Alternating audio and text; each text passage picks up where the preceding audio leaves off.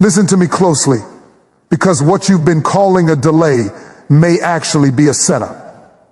What you've named a struggle may be the very place where God is about to step in unannounced. You've been pushing, praying, pressing, and wondering how much longer you can carry this weight. Nights have been heavy, answers have been silent, doors have stayed shut. But hear this with your spirit, not just your ears. God does his greatest work when interruption feels inconvenient. There are moments when heaven doesn't ask permission. It interrupts. It interrupts routines, expectations, timelines, and comfort zones. And often it interrupts struggles. Just when you've adjusted to surviving, God steps in to shift you into living. Just when you've learned how to endure, he decides it's time to deliver. You thought this season was proof that you were forgotten. But what if it's proof that you're being prepared? What if the pressure wasn't to break you, but to position you? The same God who parted seas, shut lions' mouths, and turned crosses into empty tombs has not lost his power, and he has not lost your address. This is not the end of your story. This is the interruption before the breakthrough. The struggle is about to be disrupted by favor you didn't earn, strength you didn't know you had, and doors you couldn't open yourself. Stay standing. Stay believing. Stay ready, because God is about to interrupt your struggle. And when he steps in, nothing stays the same. There are seasons in life when silence feels louder than noise. You pray, but heaven seems quiet. You push, but progress feels slow. You believe, yet the struggle refuses to loosen its grip. And in those moments, the enemy whispers a dangerous lie. If God were really with you, you wouldn't be going through this. But that lie collapses under truth. Because struggle is not proof of God's absence. It is often evidence of his involvement. If God were absent, you wouldn't still be standing. If God had abandoned you, you wouldn't still have breath in your lungs, vision in your spirit, or hope rising up even after disappointment. The very fact that you are wrestling means God has not walked away. He is present in the tension. He is near in the uncertainty. He is close even when clarity is far. We assume that God's presence should always feel peaceful, predictable, and comfortable. But the greatest moves of God rarely begin in comfort. They begin in chaos. They begin in pressure. They begin in moments where faith is stretched beyond what logic can explain. Gold is not refined in calm environments. Diamonds are not formed in easy places. And destiny is not developed without resistance. Some of the most powerful transformations happen when God is silent. Not because he is absent, but because he is working beneath the surface. Seeds grow in darkness. Foundations are laid underground. Muscles strengthen through strain. Just because you don't see movement doesn't mean nothing is happening. God is often doing his deepest work in places you cannot monitor. You see delay. God sees development. You see struggle. God sees strengthening. You see opposition. God sees opportunity. The problem is not that God has left. Is that he's working in a way you didn't expect. You were looking for him to remove the struggle, but he chose to reveal himself through it. You wanted escape, but he wanted endurance. You wanted answers, but he wanted trust. There are moments when God doesn't calm the storm immediately because he's teaching you how to stand in it. There are times when he doesn't change the situation because he's changing you, and what he's building inside you in this season will be required for where you're going next. Don't mistake resistance for rejection. Resistance means there's something valuable on the other side. Hell does not fight what has no future. The intensity of your struggle is often proportional to the importance of your calling. If your life were insignificant, there would be no battle. But the pressure you're feeling is not random. It's targeted. You're not being attacked because you're weak. You're being attacked because you're dangerous. God's presence does not always announce itself with miracles and open doors. Sometimes it shows up as quiet strength. Strength to get up one more time, strength to forgive again, strength to keep believing when nothing has changed yet. That strength is not yours alone. That strength is borrowed from heaven. When God is absent, people quit. When God is absent, hope dies. When God is absent, faith collapses. But you're still praying. You're still believing. You're still reaching. That tells me something is alive inside you. And what's alive inside you came from God. Even Jesus experienced moments where heaven felt silent. Even he walked through pressure, pain, and waiting. And if struggle disqualified people from God's presence, then no one chosen by God would qualify. Every calling passes through conflict. Every promise is tested by pressure. Every anointing is preceded by endurance. God is not intimidated by your questions. He is not threatened by your tears. He is not offended by your exhaustion. He is close to the brokenhearted, near to the weary, and present with those who feel like they're running out of strength. Sometimes God is closest when he feels farthest. He's in the sleepless nights shaping your character. He's in the unanswered prayers refining your faith. He's in the closed doors protecting you from what you weren't ready for yet. What you call struggle, God calls strateg. You won't see the full picture yet, but one day you will look back and realize that the season you begged God to end was the season that prepared you to stand, prepared you to lead, prepared you to survive what would have crushed the old version of you. Hold on. Don't quit in the middle of God being present in a way you don't recognize yet. Stay faithful. Stay praying. Stay believing. Because God has not left you in this struggle. He stepped into it with you. And when he decides the work is complete, the interruption will come suddenly, powerfully, and unmistakably. This is not abandonment. This is alignment. And God is closer than you think. There are moments in life when you think you finally understand the pattern. You learn how to manage the pain, how to survive the pressure, how to live with disappointment without letting it show. You adjust your expectations. You lower your hopes just enough so they won't hurt as much if things don't change. And just when you think this is how it's always going to be, God interrupts. Not slowly, not gradually, not with a countdown. Suddenly, God has never needed your calendar to move in your life. He doesn't wait for things to make sense. He doesn't ask permission from your circumstances. He doesn't give advance notice to your fear. When God decides it's time, he steps in without warning and changes what looked permanent. That's why you cannot judge your future by what you see right now. What you see is a snapshot, not the full L story. You're looking at the scene, but God is reading the script. And in that script, interruption is already scheduled. Even if you don't know the date.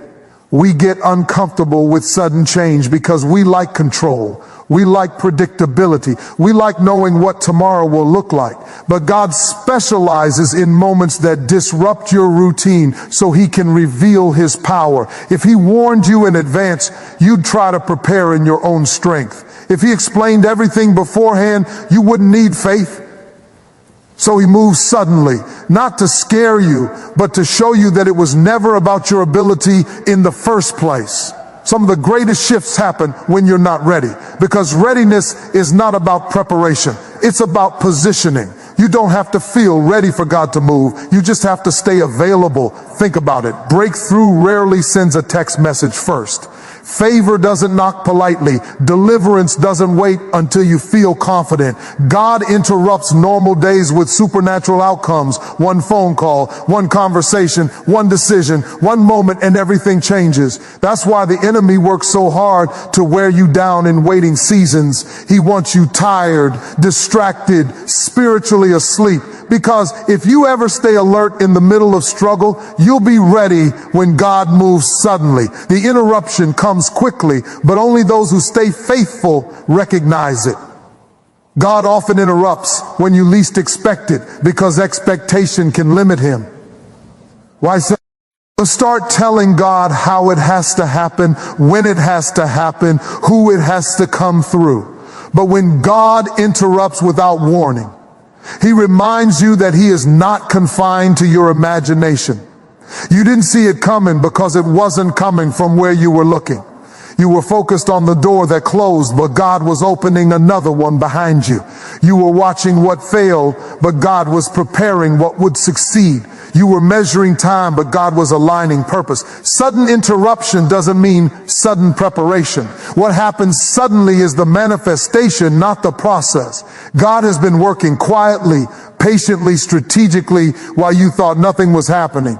Heaven has been setting things in order while you were questioning the silence. Just because it feels quiet doesn't mean it's inactive. There are divine interruptions that break cycles you thought were generational. Interruptions that stop patterns you thought were permanent. Interruptions that end seasons you thought would last forever. But they often arrive when you've stopped expecting them. That's why hope is dangerous in a good way.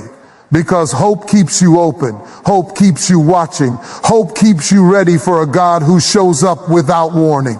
You may not know when, but you must know who. You may not know how, but you must know why. You may not know the timing, but you must trust the hand. When God interrupts, He doesn't always change everything at once, but He changes the diet. Seashore. One interruption can shift momentum. One interruption can rewrite your future.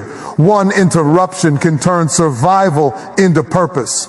And sometimes the interruption doesn't look like a miracle at first.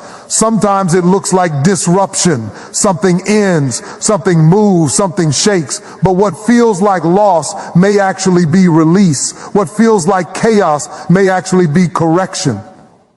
God will interrupt what you've settled for to give you what you prayed for. If He allowed you to stay comfortable, you'd never move forward. So He interrupts comfort to introduce calling. He interrupts routine to reveal destiny. He interrupts struggle to release strength you didn't know you had.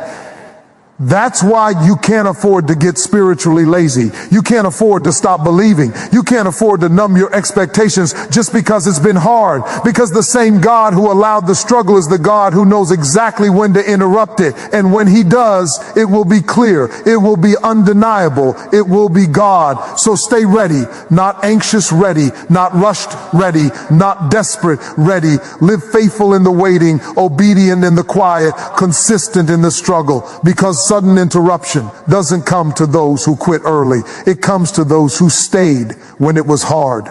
You're closer than you think. Heaven is already moving. And when God interrupts, nothing stays the same. Pressure is uncomfortable by design. It squeezes, stretches, and exposes what you didn't even know as inside you. Nobody wakes up praying for pressure. Nobody asks to be pushed to the edge of their capacity, yet pressure is one of God's most trusted tools, not to crush you, but to position you.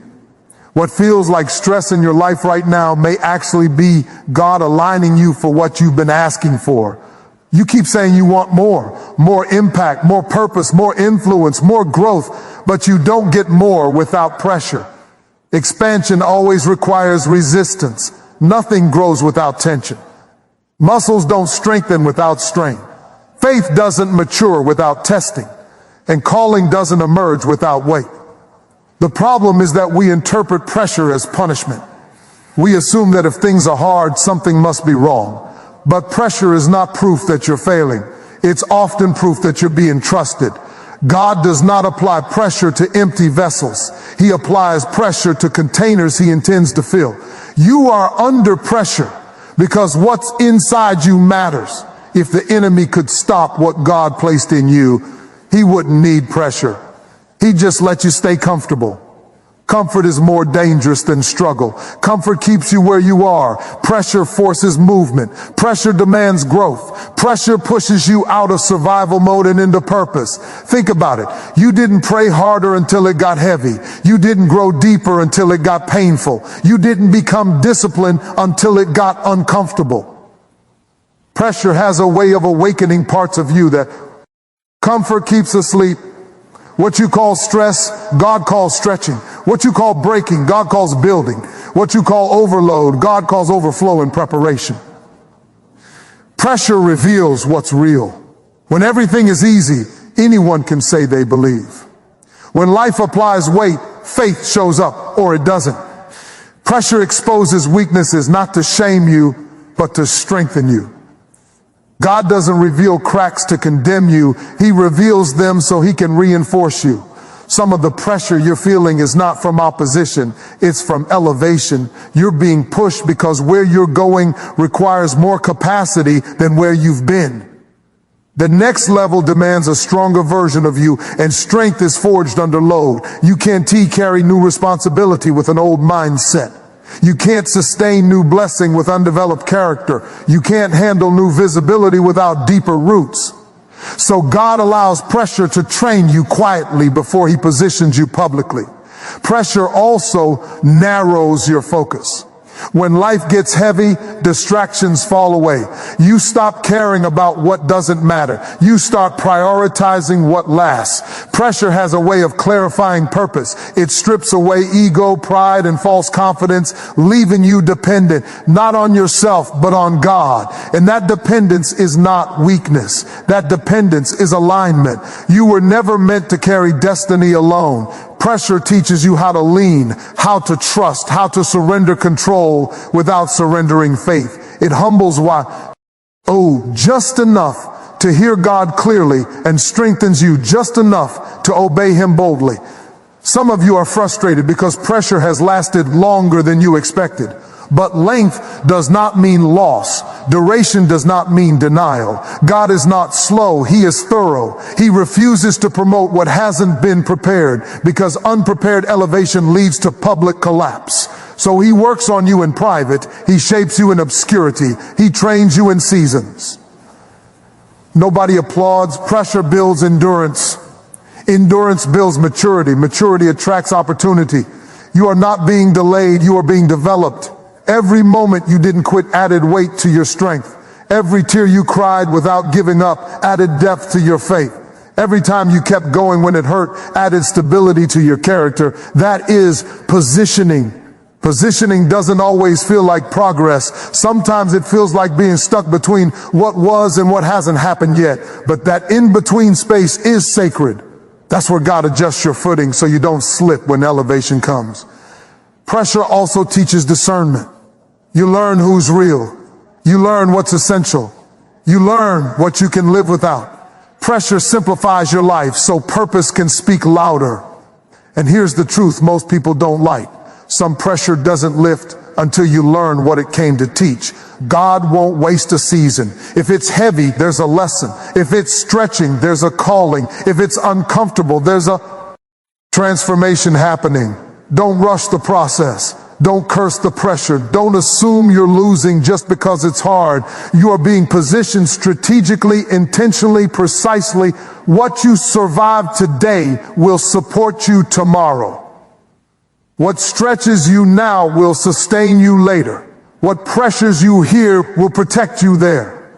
One day you'll walk into rooms you once prayed about, and you'll realize the pressure prepared you to stand without shrinking. You'll handle influence without losing humility. You'll carry blessing without losing balance. You'll face challenges without panic, because pressure trained you. So breathe. Stay grounded. Stay faithful. This pressure is not random, and it is not forever. It is doing exactly what it was sent to do, aligning you for the next move of God in your life. You're not being crushed. You're being crafted. And when the positioning is complete, the release will be undeniable. There are moments when God steps into your life and it feels less like rescue and more like disruption. Things start shifting that you didn't ask to move. Doors close you were still trying to hold open. People change. Plans fall apart. Stability feels shaken. And the first thought that rises in your mind is, why would God allow this? But here is the truth that takes maturity to understand. God interrupts not to destroy you, but to redirect you. We often confuse God's protection with preservation of comfort. We assume that if God is for us, everything show. Old stay familiar, stable, and predictable. But God is not committed to your comfort. He is committed to your purpose. And when what you're holding on to begins to interfere with where he's taking you, he will lovingly interrupt it. Some things end not because they were bad, but because they were no longer aligned. God sees roads you cannot see. He sees consequences you haven't imagined. He sees versions of you that would never emerge if life stayed the same. So he interrupts paths that would eventually lead you away from his promise, even if those paths look safe right now. You call it loss. God calls it release. You call it disruption. God calls it direction. You call it confusion. God calls it correction. When God interrupts, he's not punishing you for getting it wrong. He's preventing you from staying where you don't belong. Redirection often feels harsh because it requires letting go before you understand what's coming next. Faith is tested in that gap between what ended and what hasn't yet begun. God does not owe you explanations before obedience. He asks for trust. Sometimes God interrupts relationships because they were draining your future, not building it. Sometimes he interrupts